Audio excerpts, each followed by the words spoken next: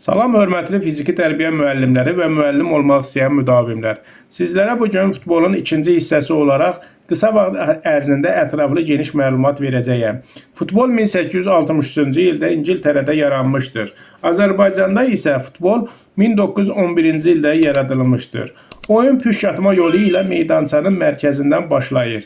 Futbol matçı hər biri 45 dəqiqə davam etməklə iki hissədən ibarət olur.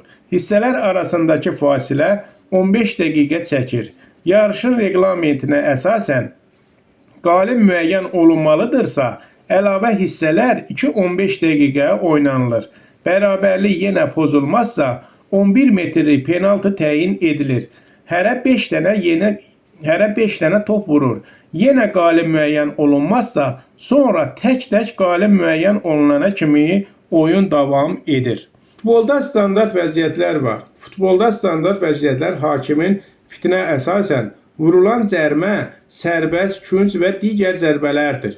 Künc zərbəsi topa ən son müdafiə olunan komandanın bir oyuncusu toxunduqdan sonra top tamamilə havadan və yerdən qapı xəttini qol olmamaq şərti ilə keçərsə küncdən zərbə təyin edilir. Künc zərbəsi başlama qaydası.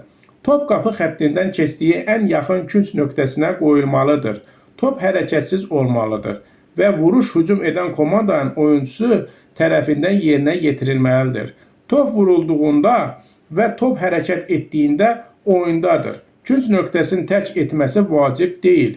Künc bayrağı tərpənməməlidir. Rəqib oyuncular top oyuna daxil edilənə qədər topdan ən azı 9 metr 15 sm uzaqlıqda dayanmalıdır. Künc sektoru hücum edən komandanın oyuncusu tərəfindən tətbiq olunur. Küncdən vurulan qol qeydə alınır. Hörmətli fiziki tərbiyə müəllimləri və müəllim olmaq istəyən müdavimlər, sizlərə davamlı olaraq idman oyunlarından, hərəki qabiliyyətlərdən, məzmun xəttlərindən məlumat verəcəyəm. Siz də kanala abunə olub bəyənməyi unutmayın.